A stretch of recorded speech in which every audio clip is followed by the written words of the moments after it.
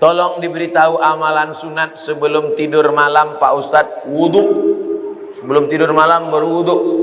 Paling bagus lagi sholat witir. Tapi katanya witir tengah malam. Ada dua sahabat Nabi yang witirnya sebelum tidur. Pertama Abu Hurairah, yang kedua Abu Bakar Siddiq. Ya Aba Bakrin mata tutiru, hai Abu Bakar, kamu witirnya kapan? Ba'dal atama, habis isya salat witir. Maka siapa yang witirnya sebelum tidur, nanti malam tahajud saja tak usah tidur lagi, tak usah tidur lagi, tak usah witir lagi, maka dia dalam keadaan tidurnya suci. Baca kul huwallah, kul ambil falak, kul rabbin nas, ayat kursi, al-fatihah, subhanallah 33, alhamdulillah 33, Allahu akbar 33, miring ke kanan, hadap ke kiblat, bismika Allahumma ahya wa amut. Sunnah. Orang sekarang tidur megang remote. Pertama dia nonton TV, lama-lama TV itu nonton dia. Cemana mau dapat rahmat barokah? Mati su'ul khotimah. Yang ditonton film hantu. Saya tahu Ustadz tidak merokok, tapi tolong beri saya motivasi untuk stop merokok. Udah capek udah saya cerita rokok ini.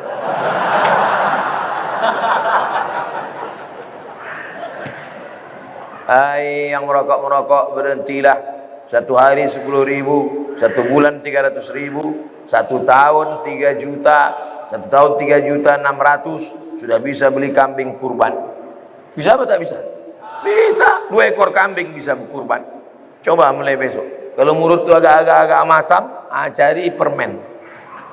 Tak tahan juga, rokok. Agak satu isap, terus tak beli. Perlahan-perlahan. Tanya orang yang sudah berhenti itu, gimana cara dia bisa berhenti? Di luar negeri orang berhenti karena pajak rokok ditinggikan setinggi-tingginya. Semoga Allah senantiasa melindungi Ustaz. Amin ya rabbal alamin. Berapa banyak dari pendapat tabi'in yang boleh kita ikuti dan kriteria pendapat tersebut? Mohon doa untuk anak kami M. Nabil dan Rafika Gunawan menuntut ilmu di pondok. Nanti di akhir majelis kita sama-sama berdoa semoga anak-anak kita semuanya menjadi penghafal Al-Quran, jadi para mujahid yang menolong agama Allah ini dengan harta dan nyawa mereka insyaallah. Ada tabi'in namanya Al-Imam Al-Hasan Al-Basri, kampungnya di Basrah, Irak.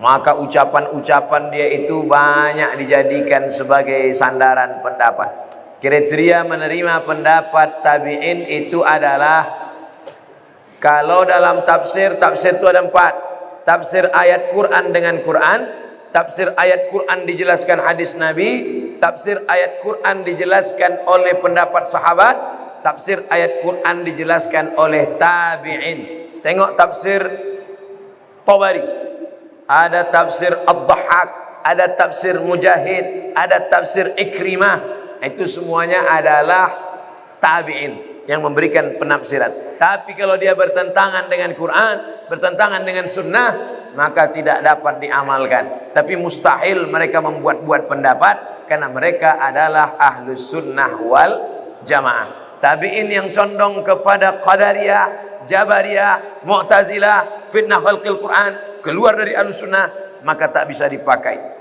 Nah, ini semua harus dengan syarat dan ketentuan berlaku. Kalau orang sakaratul maut mengucapkan istighfar, bagaimana tuh Pak Ustaz? Tidak mengucapkan la ilaha illallah. Laqinu mautakum, talqinkan ke telinga sebelah kanan. La ilaha illallah. Nanti lidahnya nampak bergerak. Suara udah tak ada lagi. Bibir tak lagi bergerak. Hebatnya Allah Ta'ala, ada kalimat kalau diucapkan tak perlu bibir bergerak, lidah saja bergerak, tak bersuara. La ilaha illallah. Kalau sudah mulutnya, lidahnya nampak bergerak la ilaha illallah, diam, jangan ganggu. Tapi kalau dia meracau, berapa harga sawit, berapa ikan sekilo, nah, ingatkan la ilaha illallah sampai akhir kalamnya la ilaha illallah. Bagaimana kalau dia pas mau mati itu astaghfirullah, tak masalah.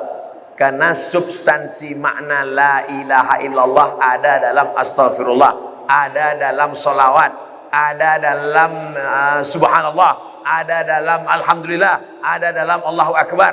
Nabi ketika mau meninggal dunia, apa kata Nabi? Allahumma ar-rafiqul a'la, Allahumma ar-rafiqul a'la, kata Nabi. Tengok kitab Ar-Rahiq Al-Maktub. Allahumma ar-rafiqul a'la, ya Allah, akan bersama dengan sahabat-sahabat a'la yang tinggi, nabi-nabi, siddiqin, syuhada, orang mati syahid, salihin. Jadi jangan nanti waktu menengok ada orang sakratul maut, astaghfirullah, su'ul khotimah.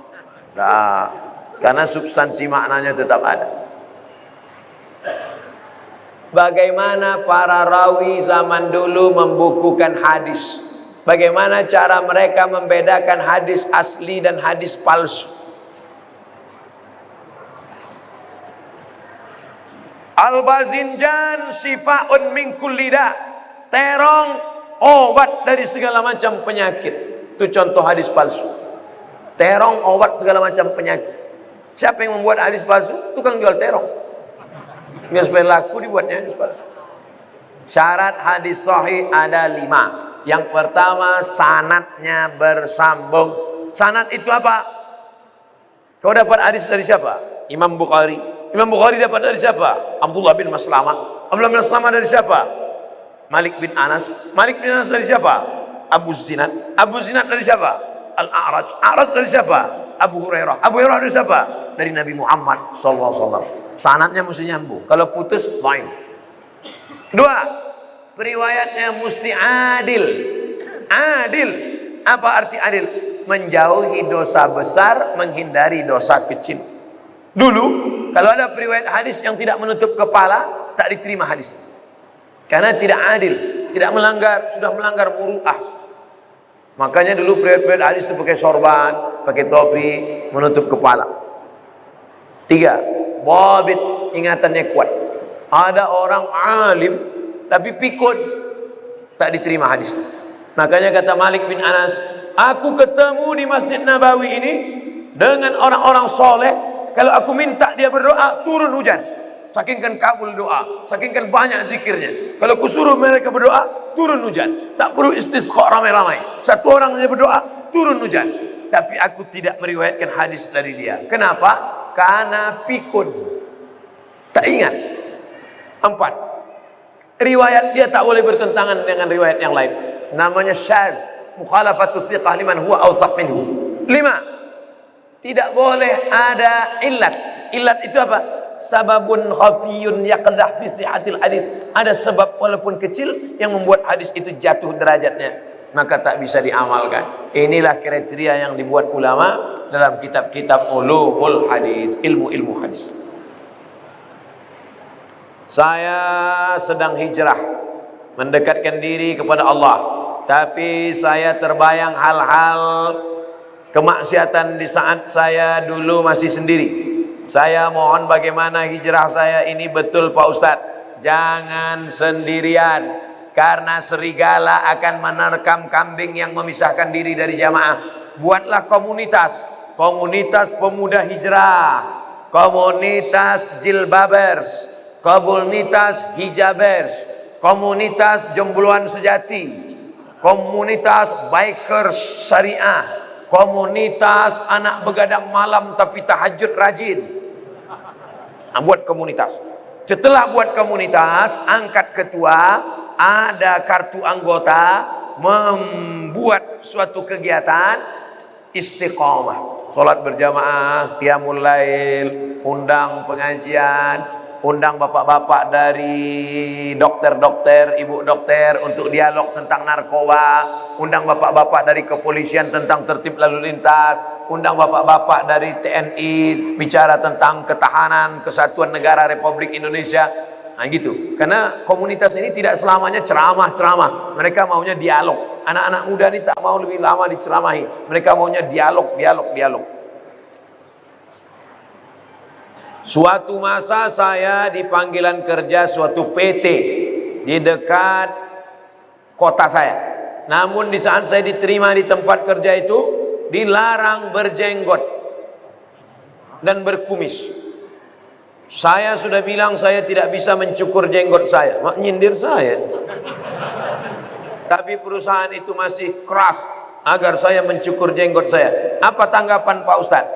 Jenggot hukumnya sunat, maka mencukur jenggot hukumnya makruh menurut sebagian mazhab Syafi'i.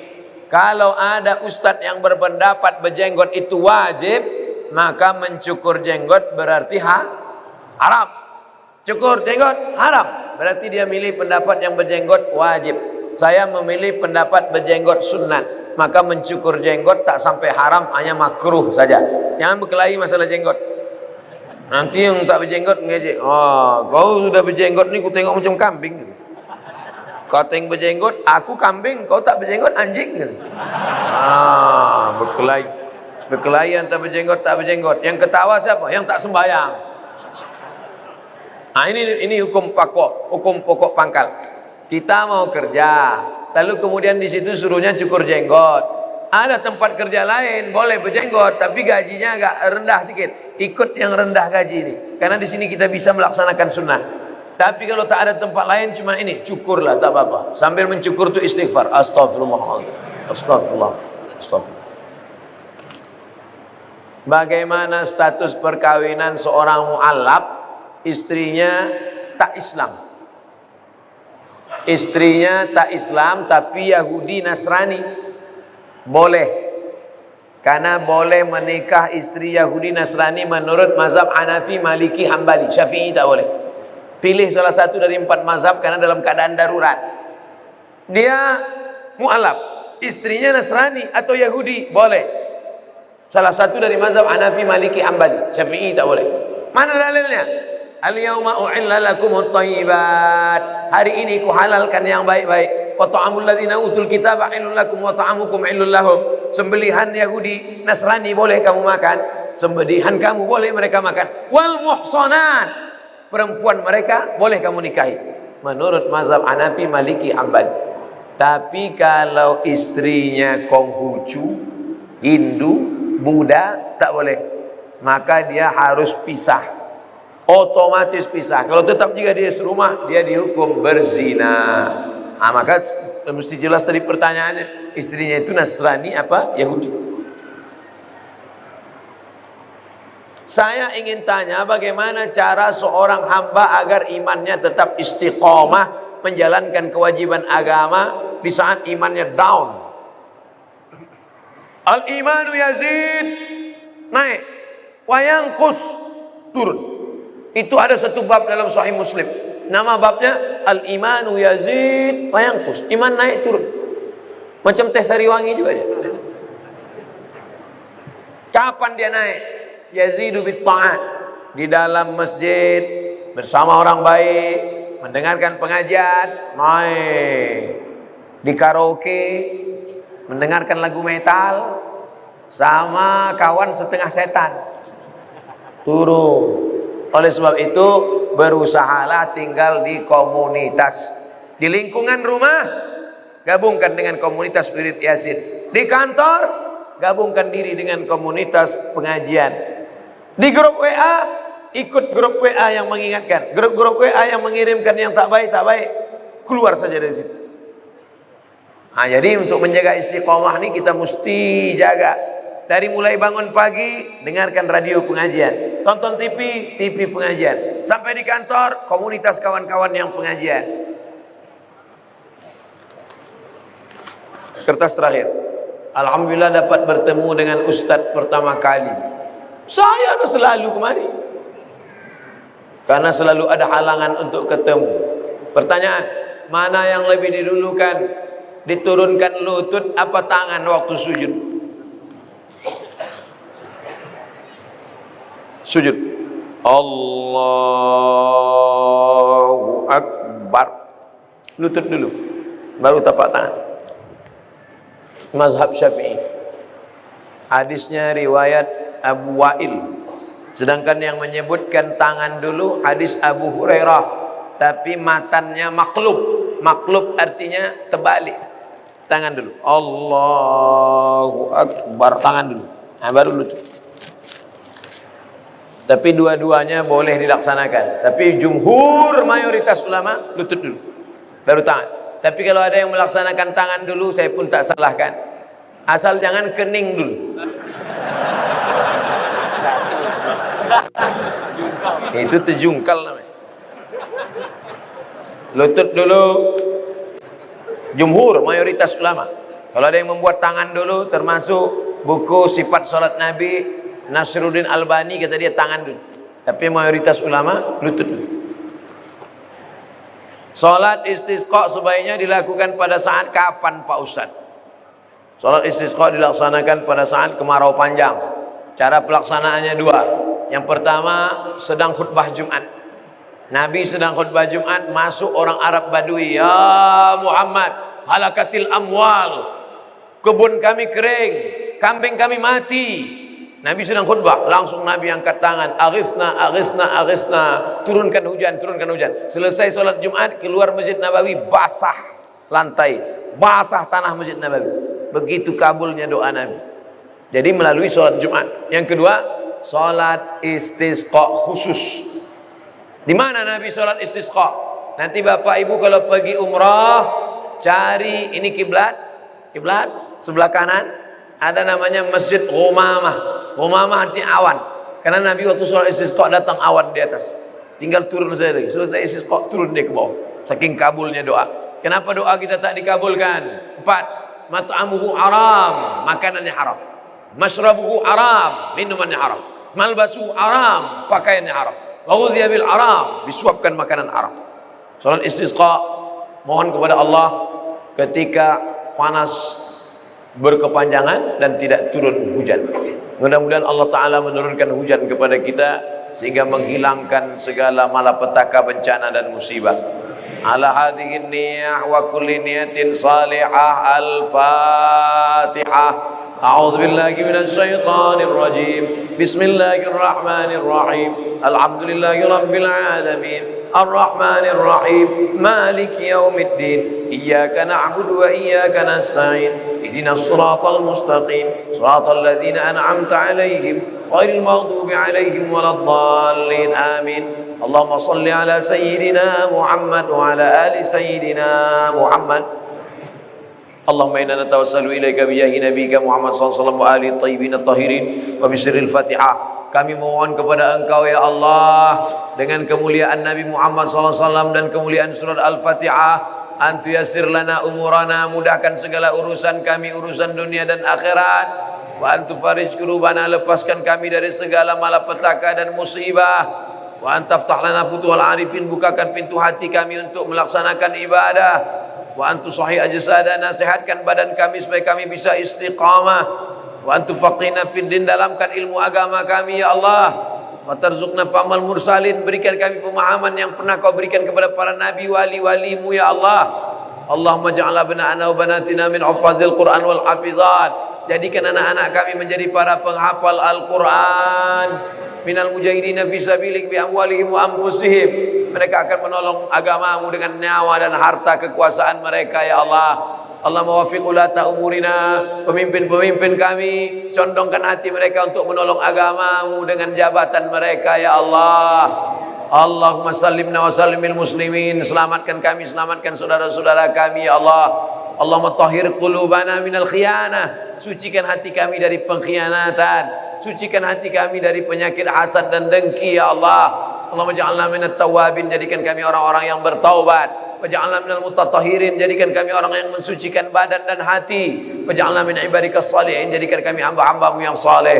Allahumma ja'al hadzal balada baladan aminan mutma'innan ya'ti rizquhu min kulli makan. Jadikan negeri kami ini bil khusus Kepulauan Riau negeri yang aman, damai, terbuka pintu rezeki ya Allah. Allahumma dafa'anna al-ghala wal waba wal fahsya wal riba wal zina wal munkar. Selamatkan kami dari segala malapetaka, bencana, riba, zina, narkoba, perbuatan keji dan munkar. Allahumma akhtim lana bi husnil khatimah wa la takhtim alaina bi su'il khatimah.